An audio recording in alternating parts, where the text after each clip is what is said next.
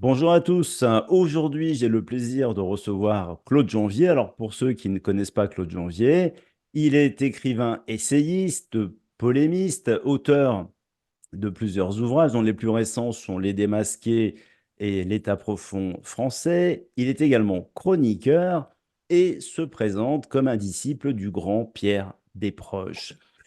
Alors, Claude Jonvier, bonjour. Bonjour. Comment allez-vous? Oh, bah bien, très bien. Et vous-même? Parfaitement bien. Voilà, Impeccable. C'est bien. Par les temps qui courent, vaut mieux aller bien. pour le moment.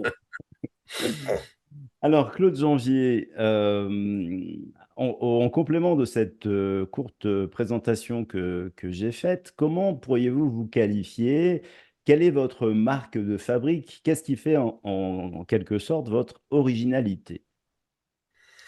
Bah, l'originalité, je ne sais pas si je suis très original, mais en tout cas, je me suis toujours fait un point d'honneur dans ma vie de dénoncer ce qui mérite de l'être.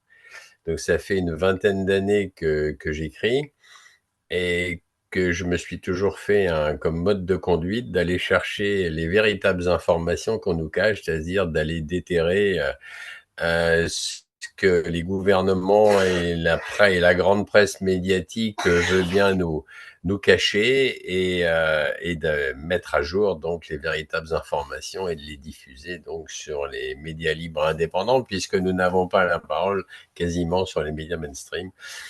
Donc voilà, en gros. Alors, Claude, dans votre livre Les Démasqués, hein, qui est sorti l'année dernière, c'était en 2023. Ouais, septembre 2023, très exactement, ouais. Vous soulevez la question de l'établissement d'un gouvernement mondial sous l'impulsion d'un groupuscule de financiers, nomades et apatrides, hein, je vous cite. Alors, qu'est-ce qui vous permet de le croire et quels sont les protagonistes et quels sont leurs projets?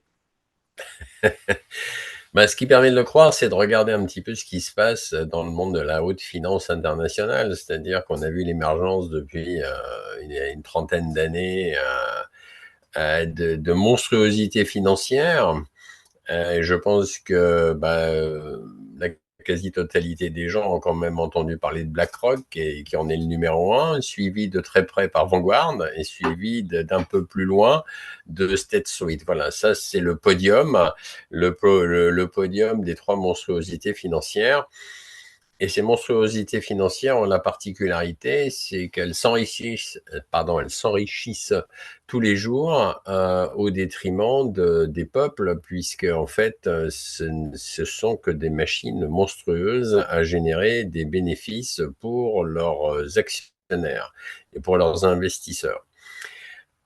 Donc c'est ça qu'il faut bien comprendre aujourd'hui, c'est-à-dire que le monde de l'économie et le monde de l'industrie aujourd'hui est totalement faussé, de plus en plus faussé par ces monstruosités financières. Donc, et la plaie, si je peux, c'est pas les sept plaies d'Égypte, mais c'est vraiment en numéro un, la grande plaie de ce monde, c'est vraiment la haute finance internationale, puisque elle ne paye pas d'impôts, faut le savoir, hein.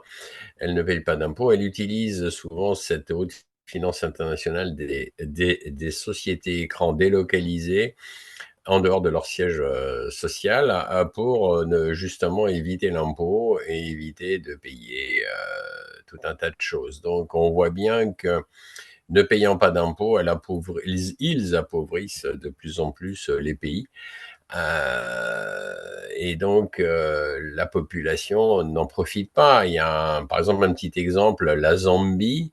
La Zambie est très riche donc en cuivre, donc une extraction qui se fait par une énorme entreprise multinationale canadienne. Et en réalité, cette multinationale canadienne extrait, je ne sais plus, je crois, 250 000 tonnes de cuivre par an et ne paye pas d'impôts et ne reverse quasiment rien à la Zambie. Donc, ce qui fait que la population locale ne bénéficie pas de cette manne, puisqu'il faut savoir que le cuivre aujourd'hui se vend de plus en plus et se vendra de plus en plus parce que le cuivre est essentiel pour équiper donc tous nos portables, tous les ordinateurs, les voitures électriques, etc., etc. Donc, il faut savoir que le peuple de la Zambie continue à être pauvre, alors que cette société engrange des milliards et des milliards de dollars de bénéfices. Voilà, ça c'est un véritable fléau. Alors, j'en reviens vite fait à BlackRock, Vanguard et State Street. Bah, BlackRock, c'est la première monstruosité. Donc, il gère 9 000 milliards d'actifs aujourd'hui. Ça veut dire quoi, gérer 9 000 milliards d'actifs? Bah, c'est gérer en fait de l'argent pour 30 millions d'investisseurs à peu près, une trentaine de millions d'investisseurs à peu près. Ils ont des parts, donc des actions, donc dans toutes les grandes entreprises occidentales, donc états-uniennes, européennes et un petit peu en Asie, au Japon aussi, mais un petit peu en Asie, moins en Chine parce qu'ils ont du mal un peu à s'étendre, mais bon, on y vient. Et donc, ils ont, et en ayant des parts, donc en ayant 7 à 10% de parts, donc dans des grandes entreprises, ils s'en assurent quasiment le contrôle parce que s'ils ne sont pas d'accord avec les buts proposés par les PDG de grandes entreprises et leurs actionnaires, ils peuvent très bien se retirer du jour au lendemain. Mais se retirer du jour au lendemain, ça signifie des milliards de dollars en jeu. Donc, aucun PDG d'une grosse société ne prend le risque et surtout pas les actionnaires. Ils ne prennent pas le risque. Ils n'ont pas envie de voir leurs bénéfices tout d'un coup se tarir. Donc voilà, donc BlackRock, c'est aussi 5000 ordinateurs branchés en réseau, d'un nom, c'est un acronyme, ça s'appelle Aladdin, Asset Liability, etc., etc. Ce qui est intéressant, c'est que cet acronyme, ils ont réussi à le faire coller avec la fabuleuse légende de Mustapha, le fils du tailleur qui frottait sa lampe à huile et qui faisait apparaître un super génie, et exaucer tous les désirs. C'est intéressant parce qu'en réussissant à faire coller cet acronyme avec cette légende fabuleuse, bah, dans le subconscient collectif de tout un chacun, ah bah oui, Aladdin, le projet BlackRock, bah, ça doit être sympa. Or, ça ne l'est pas du tout, puisque c'est 5000 ordinateurs branchés en réseau qui écrèment tous les jours les bourses internationales et qui engrangent donc des milliards et des milliards de dollars, parce que la moindre hausse, bien évidemment, ils engrangent, et la moindre baisse, ils se retirent. Donc voilà, c'est vraiment une monstruosité financière et qui fait la pluie et le beau temps un peu partout. Il faut savoir que BlackRock est actionnaire donc, de nos grandes entreprises en France du CAC 40, etc. Ils sont actionnaires des grandes entreprises allemandes côté au DAX, etc., etc. La deuxième, qui est très intéressante et que je mets en exergue dans mon livre, effectivement, donc c'est Vanguard, parce que Vanguard est une exception, c'est-à-dire Vanguard gère quand même 7000 milliards d'actifs pour 30 millions d'investisseurs, c'est quand même énorme. Mais ce qui est intéressant avec Vanguard, c'est que Vanguard a été créé en 75 avec des capitaux privés par les 13 grandes familles les plus riches au monde. Ça, c'est prouvé, documenté. Donc, ça se trouve pas facilement, mais on arrive à trouver les preuves. Et en réalité, ces 13 grandes familles, je pense que tout le monde en connaît au moins deux, la dynastie Rothschild, la dynastie Rockefeller, et puis après, il y a la famille Vanderbilt, la famille Orsini, la famille Dupont de Nemours, la famille royale britannique, la City de Londres, la famille Morgan, et récemment, ils ont coopté, parce qu'ils se cooptent entre eux, ils ont coopté la famille Bush. Ces 13 grandes familles sont intouchables, elles sont au sommet de la planète. Elles ne sont même pas cotées d'ailleurs en tant que grandes fortunes dans le magazine Forbes, puisqu'on parle souvent des grandes fortunes mondiales, mais en réalité, eux, ils sont hors cote. Donc, on n'en entend pas parler. Et ce qui est intéressant, Ils sont très discrets en réalité. ils sont très discrets, oui, oui, ils sont très discrets. On les met dans une pièce, ils décollent le papier par un, tellement ils sont invisibles. Mais en revanche, ce qui est intéressant avec Vanguard, c'est que Vanguard n'est pas coté en bourse. Ça devient très intéressant. Ça veut dire que personne ne peut acheter une action de Vanguard, puisque cette financière, cette multinationale financière, elle n'est pas cotée en bourse. En revanche, Vanguard est actionnaire de BlackRock. Et Vanguard est actionnaire, par exemple, de tous les grands laboratoires pharmaceutiques qui nous ont plombés lors de la crise sanitaire, comme Pfizer, AstraZeneca, Moderna, Gilead, etc., etc. Donc, voilà, ça, c'est le cœur du problème. Voilà, le cœur du problème, c'est Vanguard. Et en dessous, il y a comme je les appelle, des valets ultra friqués qui font le travail pour eux. C'est-à-dire, tout le monde les connaît à peu près. Il y a Bill Gates d'un côté avec ses programmes sur la santé, entre guillemets, sur l'OMS, puisqu'il contrôle quasiment l'OMS.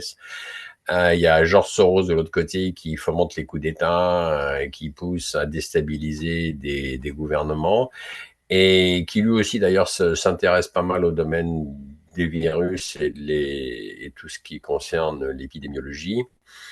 Gates s'intéresse aussi d'ailleurs, en dehors de la santé, aux plantes, hein, il avait acquis avec Monsanto une île perdue au large de la Norvège, qui s'appelle Svalbard, dans lequel il a fait construire un bunker ultra sophistiqué, gardé nuit et jour par des mercenaires Mm.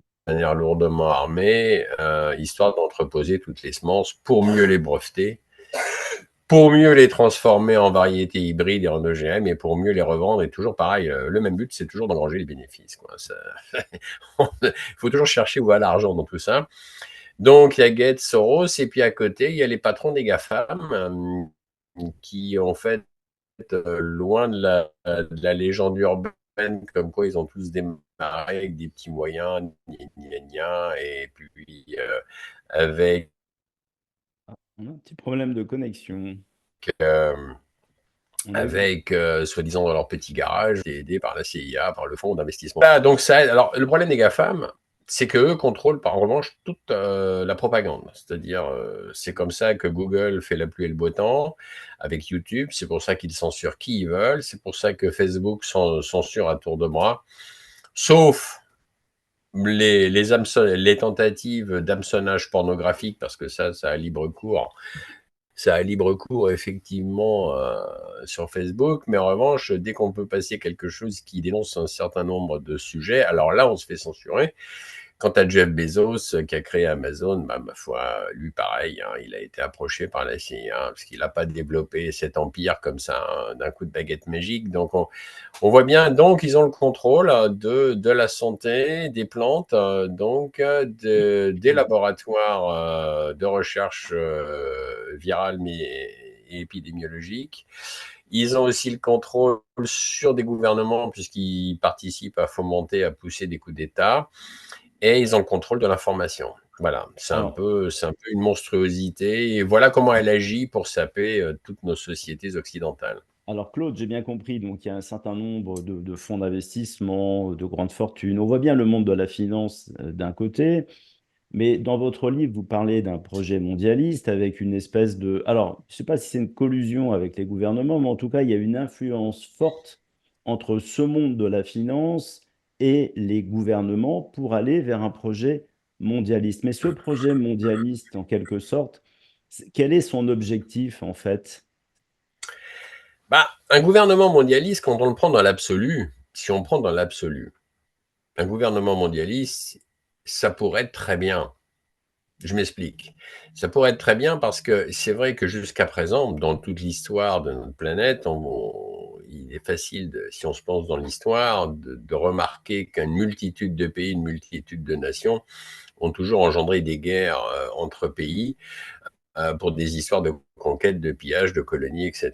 Donc, à un moment donné, on pourrait se dire, d'un point de vue dans l'absolu, on pourrait se dire, tiens, un gouvernement mondial pourrait être intéressant, effectivement, afin d'éliminer toutes les frontières, afin de faire en sorte que les pays arrêtent de se taper dessus et arrêtent ces folies meurtrières.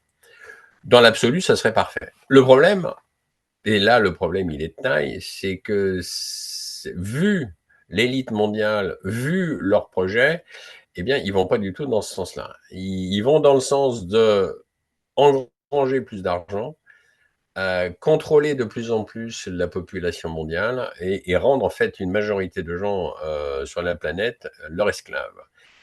Donc, d'un gouvernement mondial qui pourrait être à l'origine Hmm. une idée, je dirais, sympathique, ne l'est pas du tout parce que l'idéologie mortifère que cette oligarchie financière mondiale apatride véhicule est une idéologie donc de continuer à répandre la mort et la destruction sur la planète, de réduire une bonne partie de la population mondiale en esclavage afin que eux-mêmes continuent à vivre dans le luxe et continuent à engranger des bénéfices. Donc on voit bien que malheureusement d'un but, alors ça nous est toujours présenté comme étant un but sympathique, un gouvernement mondial.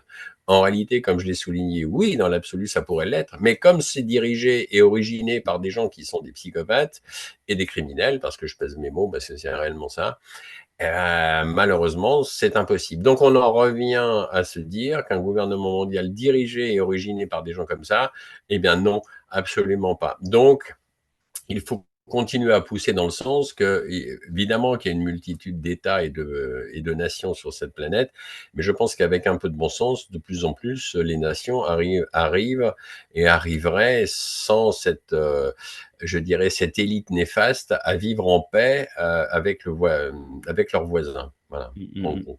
Mais on peut imaginer qu'il y ait deux types d'individus, on va dire, dans ce projet mondialiste. Je pense qu'effectivement, il y a des gens qui croient réellement à on va dire, ce projet humaniste d'abolition des frontières, d'abolition des races, pour construire un espèce d'homme nouveau, en fait, qui amènerait en quelque sorte la paix, à l'humanité. Et puis il y a ceux qui veulent tirer profit, et c'est ce que vous dites, en fait, il y a qui veulent tirer profit du système pour construire finalement un citoyen plutôt consommateur et servile, hein, si j'ai bien compris. C'est ça, c'est continuer à faire en sorte que nous soyons tous, le peuple de la Terre, une énorme machine à consommer ce que eux, ils ont envie de nous faire consommer. Parce qu'au-delà du problème financier que nous venons d'évoquer, il y a tout le problème du contrôle aussi de la population. Et je vais donner un exemple simple. Imaginons que demain, bah, par exemple, vous vous abonnez à Netflix et puis vous avez envie de regarder des films chinois parce que vous aimez les films chinois. Bon, bah, vous allez sélectionner des films chinois. Enfin, ça, jusque-là, pas de souci. Sauf que vos informations sur vos goûts, en l'occurrence films chinois, partent directement chez Microsoft et d'autres sociétés multinationales qui engrangent à ce moment-là votre profil. Voilà, vous aimez entre autres les films chinois et vous pouvez être sûr qu'à quasiment 100%, oui, même à 100% d'ailleurs, c'est que vous allez être bombardé 24 Mm. heures plus tard de publicité vous poussant à regarder des films chinois. Donc, ce qui veut dire qu'à un moment donné, même si vous n'allez pas faire attention à cela au départ, à un moment donné, vous allez craquer. Vous allez vous dire, ah bah oui, tiens, en fait, c'est vrai, ce film chinois, je ne l'ai pas vu, celui-là, tiens, il Mm, me plaît mm, bien. mm. Tac, et vous allez l'acheter. Donc, en fait, ils vont vous faire consommer là où ils veulent vous faire consommer. C'est très intéressant. Ils Alors, vous mènent là où ils veulent vous amener. bien sûr. Voilà. Alors, Ça, c'est c'est très déjà, intéressant. Ça, j'appelle ça du contrôle, vraiment. C'est vraiment du contrôle. ouais, disons que c'est déjà le cas, hein. Quand on va sur Mmh, Google, on voit bien qu'en fonction du chemin que l'on a fait, on a certaines ouais. choses qui nous sont recommandées, notamment en termes de produits. Mais dans ce que vous décrivez, ce serait, je dirais, cette situation puissance 10. Alors, moi, j'ai une question, Claude. Ce projet mondialiste que vous décrivez et dénoncez, est-ce que c'est purement une volonté occidentale pour le moment? Et si c'est le cas, est-ce que ça signifie quelque part que nous allons droit vers un conflit majeur avec les autres puissances, les autres empires, si je peux m'exprimer ainsi? Car à un moment donné, il va y avoir une confrontation, forcément, par tout simplement des luttes d'intérêts. Alors, euh, comment vous voyez les choses? Est-ce que c'est uniquement occidental, en tout cas ce à quoi on assiste actuellement? Bah, de toute façon, force est de constater que l'hégémonie du dieu dollar et l'hégémonie des grandes puissances financières aujourd'hui et depuis quelques décennies, c'est quand même l'œuvre d'une oligarchie financière internationale anglo-saxonne. C'est pas, ce n'est pas jusqu'à présent l'œuvre d'une oligarchie financière chinoise ou russe ou peu Indienne, importe quel autre pays. Donc c'est quand même, ça vient vraiment des anglo-saxons. C'est intéressant d'ailleurs que vous me posiez la question parce que je viens d'écrire et de publier là un billet où je fais le CV, j'écris le CV des anglo-saxons. C'est pas très brillant quand même. Depuis à peu près 200 ans, l'Empire anglo-saxon a tué à peu près 350 millions de personnes à travers le monde quand même. mm. Faut le savoir, que ça soit en Chine avec les guerres de l'opium, que ça amené par les Anglais, que ça soit toutes les guerres du Vietnam, de Corée, les deux bombes atomiques sur le Japon qui étaient absolument pas du tout indispensables, je peux dire. La conquête de l'Inde par les Anglais qui a quand même généré une centaine de millions de morts, quand même, faut le savoir. Depuis le 11 septembre, les USA se sont déchaînés sur le Proche-Orient en tuant à peu près 4,5 millions de victimes civiles, sans compter les victimes militaires et les handicapés, etc., qu'une guerre malheureusement produit. Donc on voit bien quand même que l'Empire anglo-saxon a tué à peu près, en 200 ans, ouais, 300, entre 300 et 400 millions de personnes. C'est quand même pas un chiffre neutre, hein. La population, quand même, à titre de comparaison, la population de l'Europe aujourd'hui, je crois, l'Europe occidentale, c'est 448 millions de personnes. Donc ça veut dire qu'en 200 ans, bah, les anglo-saxons ont tué quasiment toute l'Europe, quoi. Donc quand même, quel autre pays, je veux dire, quel autre pays a fait cela? Il n'y en a pas. Donc, alors on peut accuser aujourd'hui, évidemment, la Fédération de Russie, la Chine et tous les pays non alignés de tous les maux, puisque c'est dans l'air du temps, puisque c'est uniquement l'œuvre de propagandistes. Mais enfin, en tout cas, quand on regarde froidement les chiffres et qui a généré cette vertigineuse boucherie, eh bien, on en revient toujours à aux l'Occident. anglo-saxons, et qui veulent d'ailleurs toujours, encore et toujours, et c'est là le problème aujourd'hui, et je réponds à ce moment-là à la deuxième partie de votre question, c'est qu'ils veulent conserver envers et contre tout l'hégémonie du dieu dollar. Alors après, on a une lutte aujourd'hui qui verra la fin entre maintenant et peut-être maximum 1 an, 2 ans, entre cet affrontement justement du monde unipolaire voulu par les anglo-saxons, c'est-à-dire les USA, l'Europe qui est tout à fait vassalisée euh, envers les États-Unis, avec donc d'un côté nous avons les États-Unis, l'Europe, Israël, le Qatar, le Japon et quelques pays anciennement du Commonwealth, hein, comme l'Australie, Nouvelle-Zélande, face au monde multipolaire voulu par la Russie, la Chine, le Brésil et des pays non alignés comme l'Iran, la Syrie, etc., etc. Donc c'est vraiment un affrontement. Soit l'hégémonie du dieu dollar reste en vigueur et à ce moment-là, malheureusement, eh bien, on continuera à subir le joug de cette oligarchie financière mondiale anglo-saxonne. Soit c'est le monde multipolaire qui va gagner, auquel cas, bah, ma foi, ça sera peut-être pas tout rose, mais comme je le dis souvent, bah, ça vaut peut-être le coup d'essayer, parce que jusqu'à présent, l'hégémonie anglo-saxonne nous a amené que des malheurs, hein. Et si on regarde bien, au niveau en termes positifs, rien. Rien, rien, parce qu'en fait, en réalité, la France s'est complètement fait piller de toutes ses industries, de toute son économie et de toute sa culture, grâce ou à cause, plutôt à cause donc des anglo-saxons. Donc, est-ce qu'on a quelque chose à perdre aujourd'hui à essayer avec les BRICS, si ce sont eux qui gagnent? Je pense qu'on n'a pas grand-chose à perdre et ça vaut le coup d'essayer. Alors, ce qui est quand même surprenant, c'est qu'il y a quelques décennies, pour dénoncer ce que vous dénoncez, justement, on parlait de l'impérialisme en fait de l'Occident et notamment de l'impérialisme des États-Unis. Et aujourd'hui, en fait, c'est un terme qui a complètement disparu.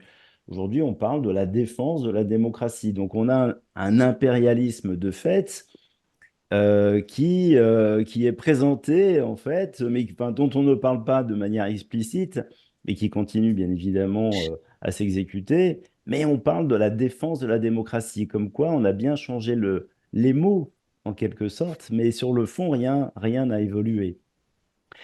Alors, Et c'est de la belle propagande, hein, c'est ce qu'on appelle de la propagande. Claude Janvier, dans votre dernier livre sorti il y a quelques semaines, L'État profond français, vous dénoncez l'existence en France d'un État profond. Alors, qu'est-ce que l'État profond, premièrement? Et deuxièmement, comment, je dirais, le définir concrètement? Là encore, qu'est-ce qui vous permet de penser, de croire en l'existence de cet État profond? Qui constitue cet État profond? Pardon, ça fait beaucoup de questions en une. Eh Mais bon, oui. à l'état profond, déjà, ce qu'il faut comprendre, c'est que l'état profond est ce qu'on ne voit pas. Parce qu'en fait, il y a le président, les ministres, mais eux sont visibles. Ils sont visibles puisqu'on parle d'eux tous les jours dans la presse, dans les médias. Dès qu'ils bougent une oreille, on parle d'eux. Donc, c'est pas le sujet de notre livre, hein, qui est sorti le 15 mai avec mon ami François Lagarde, puisque c'est un livre que j'ai coécrit avec lui, chez K Édition. En fait, ne traite pas, un peu quand même, du président et des ministres, mais traite surtout gens qui sont autour, c'est-à-dire de la haute administration française qui en réalité contrôle le pays. Alors, ce qu'il faut comprendre, c'est qu'un État profond existe partout. C'est pas qu'en France, il y a, je veux dire, dès qu'il y a un État quelque part, il y a ce qu'on pourrait appeler un État profond, il y a forcément des gens autour du président et des ministres qui font marcher les rouages de la société. Donc, là-dessus, je dirais rien de nouveau. Mais là où ça devient très intéressant, c'est de regarder effectivement qui compose cet état profond et surtout dans quel but. Parce que c'est toujours pareil, c'est toujours une histoire de but et d'objectif. On peut avoir un état profond qui, s'il va dans le sens d'amélioration du peuple et de la société, mais il n'y a rien à en dire. Moi, je n'ai rien contre un État profond à partir du moment où ils vont dans le sens de faire prospérer les peuples, de faire prospérer une société et de faire en sorte qu'il y ait de moins en moins de pauvreté et de précarité et d'illettrisme, etc., et de criminalité. Là où ça mérite d'être dénoncé, c'est quand cet État profond en réalité, ne fait pas grand-chose pour la société civile, donc pour le peuple, mais est là uniquement pour s'enrichir et de continuer à s'enrichir et à s'en mettre plein les poches, en dépit de tout ce qui se passe. Donc c'est là où ça ne va pas. Donc on s'est dit avec mon ami François Lagarde, il était temps de sortir un livre, et c'était bien d'ailleurs qu'il soit sorti juste avant l'élection européenne. Alors, ce qu'il faut comprendre avec un état profond, c'est que là, le cœur de l'état profond français, par exemple, c'est Bercy. Évidemment, c'est les finances. On en revient toujours à la finance, à l'argent, puisque Bercy, c'est le ministère de l'économie et des finances, c'est le ministère du budget, et ce ministère, comme quand même la France est un pays riche, ou était, mais il est toujours un peu, bien que si ça continue à ce train-là, ça va pas durer longtemps, a attiré beaucoup de convoitises étrangères. Et donc, il y a une collusion, en réalité, entre la haute fonction publique et la haute sphère privée, et aussi une collusion entre la haute fonction publique et des investisseurs étrangers. Mais surtout des investisseurs étrangers qui ne sont pas animés de bonnes intentions. Tout à l'heure, on évoquait BlackRock. BlackRock a de plus en plus une emprise, donc, dans la société économique et industrielle française. Alors, donc voilà, donc c'est ce qu'on ne voit pas. Et ce qu'on ne voit pas, c'est toujours intéressant de mettre un peu le projecteur, un petit coup de projecteur dessus. Alors, il faut comprendre que normalement, quand on est dans la haute fonction publique, on ne devrait pas passer si facilement que cela dans la haute sphère privée. Et malheureusement, aujourd'hui, c'est un lieu commun. C'est-à-dire qu'il y a des hauts fonctionnaires d'État qui passent dans la haute sphère privée. On appelle ça d'ailleurs du pantouflage. Et l'inverse est vrai. Ça s'appelle du rétro-pantouflage, c'est-à-dire qu'il y a des gens qui passent de la haute sphère privée dans la haute fonction publique. Et on appelle ça, comme je viens de le dire, du rétro-pantouflage. Alors, ce qu'il faut comprendre, c'est que ces gens-là, en fait, façonnent, font la pluie et le beau temps au niveau donc de la société. Un exemple, voilà. Comment Emmanuel Macron, qui en fait était un inconnu du grand public, a pu être propulsé du poste de ministre qu'il occupait à l'époque de François Hollande, de ministre de l'économie et des finances, au sommet de l'État, et en plus, contre toute attente, avec un deuxième quinquennat. Donc on se dit, mais comment cette personne a-t-il pu être poussé au sommet de l'État? C'est là où l'État profond intervient. C'est-à-dire et ça c'est décrit dans notre livre, en 2013 s'est créé donc une agence de communication qui s'appelle Steve Holt, qui a été créée par un certain Sylvain Faure, qui était un des propulseurs et un des conseillers déjà d'Emmanuel Macron et du président à l'époque, du président Hollande. Et donc, il a créé monsieur Sylvain Faure a créé cette agence de communication. Et c'est cette agence de communication, donc privée, qui a propulsé Emmanuel Macron à la tête de l'État, aidé par tous des réseaux de sociétés, enfin de clubs discrets, secrets, privés franco-françaises.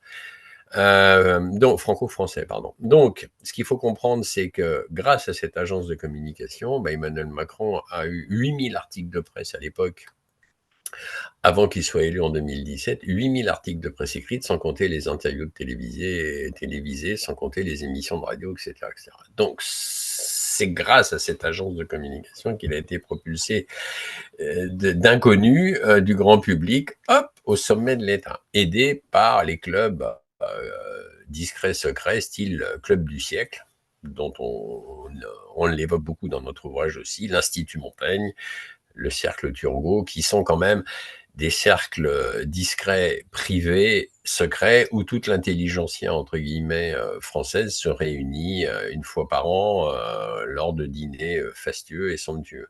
Alors, il y a aussi quelque chose qu'il faut comprendre au niveau de l'État profond en France, mais je pense qu'en Europe, c'est un peu la même chose, c'est que tous les politiciens, depuis une vingtaine d'années à peu près, depuis sa création d'ailleurs en 2004 par Klaus Schwab, le fondateur de Davos, tous les politiciens sont passés par le programme du Global Young Leaders, qui est un programme de formatage des esprits. Ce qu'il faut comprendre, c'est que ce genre d'école, c'est des écoles où on apprend certes des choses, mais c'est aussi une école de formatage, de nivelage, voilà, il faut penser dans telle direction et il faut surtout obéir aux maîtres absolus qui sont en dessous, ou au-dessus, pardon, c'est-à-dire l'oligarchie financière mondiale apatride telle que je l'ai décrit précédemment.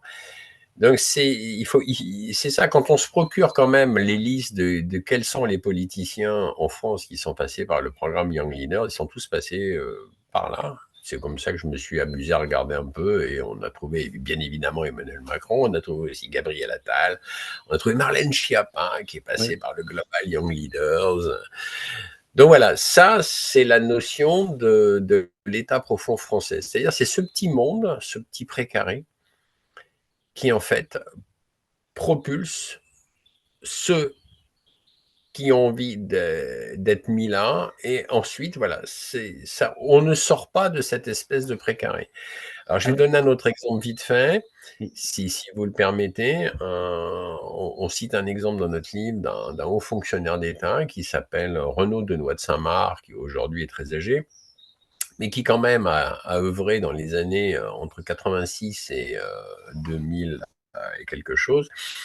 Ce monsieur a été quand même secrétaire d'État à l'Élysée à l'époque. Et en même temps, ce monsieur occupait, avec des dates qui se chevauchent, donc a occupé à peu près 15 ou entre 15 et 20 postes, c'est vertigineux. C'est-à-dire qu'il a été à la fois secrétaire d'État à l'Élysée, ce qui est quand même pas rien, hein, c'est un haut poste. Il a été aussi président du CEA, du Commissariat à l'énergie atomique. Il a été président de l'ENA. Il a été président d'une agence, d'une académie pardon, des sciences politiques. Il a été au Conseil d'État. Il a été au Conseil constitutionnel, et il a été aussi président entre 2 ou 3 ans, je crois, du Club du siècle.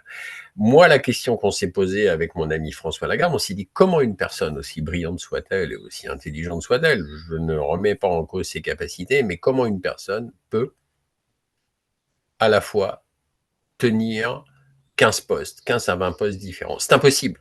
C'est impossible. Aussi brillant soit-on, c'est impossible. mm, mm. Donc en réalité, on peut tenir un poste, 2 postes, 3 postes à la limite, mais quand on commence à tenir 15 postes différents et 15 casquettes, entre guillemets, différentes, c'est impossible. C'est-à-dire qu'on ne peut pas. C'est du domaine de l'impossible. Donc, ce qui veut dire que cet état profond, en fait, voilà, on se garde les postes, on se les repasse entre personnes de haut niveau et on se garde bien, donc on se garde bien au chaud les postes parce que quand même à côté il y a le salaire qui va avec, il y a les facilités qui vont avec, les voitures de fonction, les appartements, etc., le train de vie fastueux, etc., etc. Donc voilà, c'est ça un état profond. Alors quelque part dans l'absolu, moi je n'ai rien contre un état profond s'il utilisait son intelligence et s'il utilisait donc ses buts et ses objectifs pour améliorer la Mm, société. mm. Or, ce n'est pas le cas. Alors, C'est-à-dire que malheureusement, la France est en pleine déconfiture et dégringolade depuis, et ça s'est accéléré d'ailleurs depuis Nicolas Sarkozy. Comme on l'a écrit dans notre livre, Nicolas Sarkozy, François Hollande et Emmanuel Macron, c'est vraiment le triumvirat de l'enfer. Voilà, mm. en gros. alors, Hein. alors, Claude, j'ai une question. Moi, j'ai lu ces deux derniers livres. Ce que j'ai compris, c'est que finalement, l'État profond français, qui est l'objet de votre tout dernier livre, s'inscrit totalement dans ce projet mondialiste. On a l'impression que c'est une déclinaison en réalité. Donc, ma perception par rapport à la lecture de ce livre, c'est que l'état profond que vous décrivez en France s'inscrit totalement dans cette dynamique mondialiste. Il y a quand même beaucoup de liens entre, je dirais, cette dynamique mondiale et ce qui se passe actuellement en France. C'est bien ça. C'est les mêmes buts, c'est-à-dire que là, d'un côté, nous avons des buts et objectifs d'une oligarchie financière mondiale apatride qui est de conserver leurs avantages, d'engranger un maximum, de plus en plus, un maximum d'argent et de contrôler un maximum la majorité de la population. Eh bien, un État profond en France, par exemple, eh bien, c'est exactement les mêmes buts et objectifs à l'échelon plus petit, un échelon plus petit, C'est ça. c'est-à-dire il faut conserver des hauts salaires, il faut conserver ses avantages, il faut conserver tout le luxe que cela procure, et de façon à continuer comme ça et à pressurer, tout en pressurant malheureusement la majorité du peuple de la France, Mm. enfin du peuple français, pardon.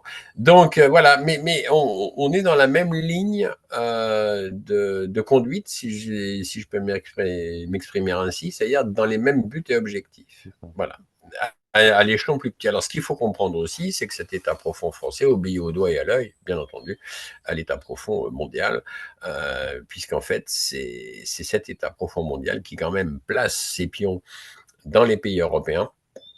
Il faut bien comprendre aujourd'hui que tous les dirigeants des pays européens, eh bien, ce sont des pions placés à la tête et contrôlés par cette oligarchie financière mondiale apatride. Avec leur assentiment, je parle des pions là.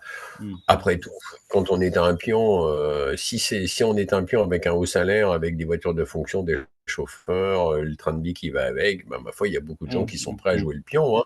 Et c'est voilà, c'est ce qu'ils font. Ils jouent les bons pions, les bons petits toutous. Voilà. En gros, c'est ça.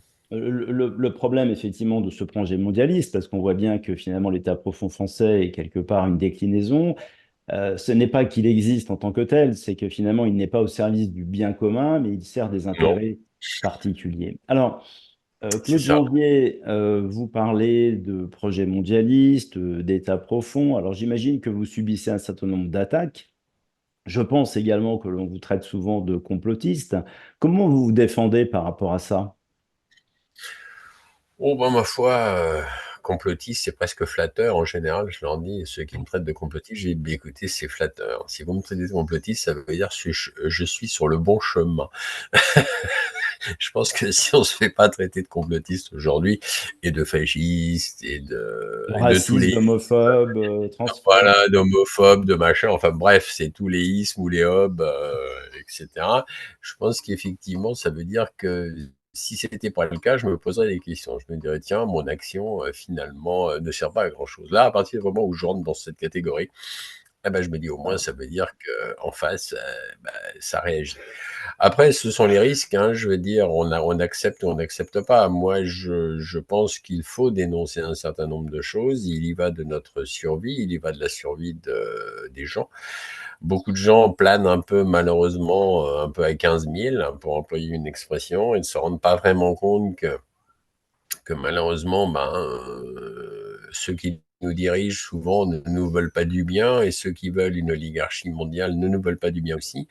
Et ce qui est malheureux, c'est que les gens, quelquefois, attendent le dernier moment mais il est trop tard pour s'apercevoir que malheureusement, ah, là, il s'est passé quelque chose de grave. Et si j'ai un message à lancer, effectivement, à toute une catégorie de gens qui, si un jour ils écoutent effectivement cette interview, c'est de leur dire attention, les choses sont en train, malheureusement, de dégénérer, c'est-à-dire que le pouvoir d'achat, on le voit bien, dégénère. L'économie des Français va bientôt être de plus en plus grappillée. Les assurances vie sont en péril pour ceux qui en ont. J'y regarderai deux fois parce que aujourd'hui, c'est dans la ligne de mire de Bercy de piller à plus ou moins court terme donc l'épargne des Français. oui. Donc, il ne faudrait pas attendre le dernier moment, effectivement, pour commencer à se poser de bonnes questions. D'autant plus que nous avons malheureusement à la tête de l'État quelqu'un qui peut nous pousser à la guerre contre la Fédération de Russie, ce qui est un non-sens absolu. Ça veut dire heureusement que pour l'instant, d'ailleurs, nous avons un dirigeant de la Fédération de Russie, le président Poutine, qui garde la tête froide, parce que je pense qu'il y aurait d'autres personnes à sa place qui arrêteraient d'hésiter et qui commenceraient un peu à hausser le ton, voire à commencer à rentrer dans des problèmes de guerre. Donc, heureusement pour l'instant, de l'autre côté, nous avons une fédération de Russie qui tient la route. Mais Emmanuel Macron veut vraiment pousser encore et toujours, malheureusement, cette guerre, et en invitant d'ailleurs le président Zelensky à la commémoration donc, du D-Day, c'est une honte absolue. C'est une honte absolue. Il n'a pas invité le président Poutine, il a invité Zelensky. Je ne vois vraiment pas ce que Zelensky vient faire là au niveau d'une commémoration du D-Day.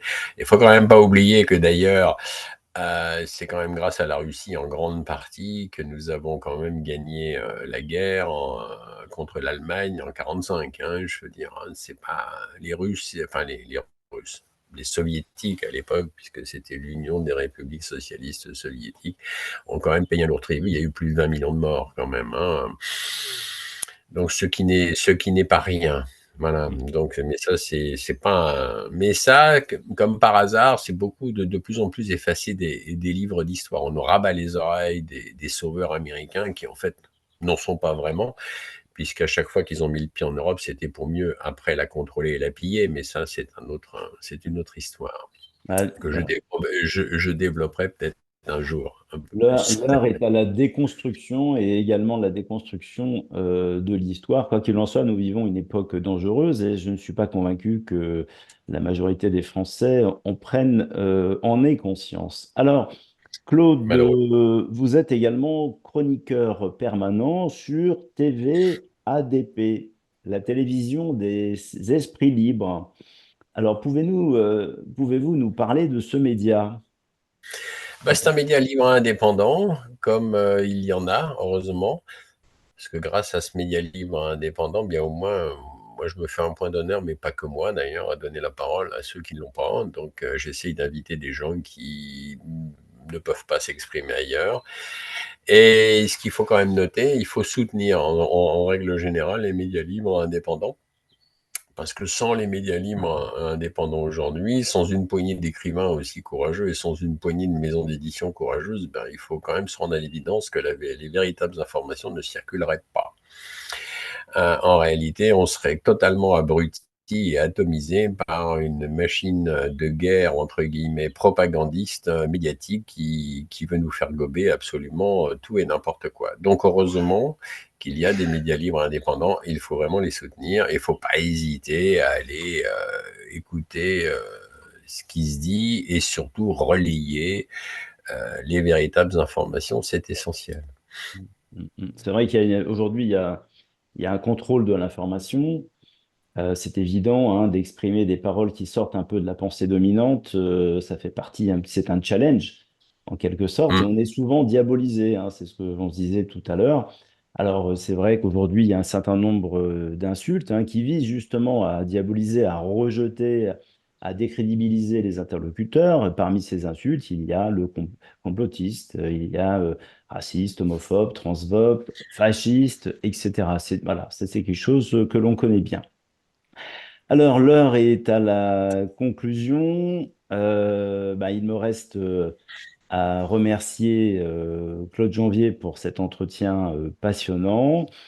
J'invite les auditeurs à lire les livres de Claude Janvier, car il traite de problématiques qui ne sont pas abordées dans les grands médias, les médias mainstream.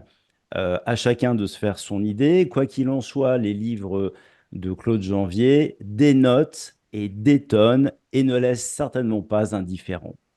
À bientôt.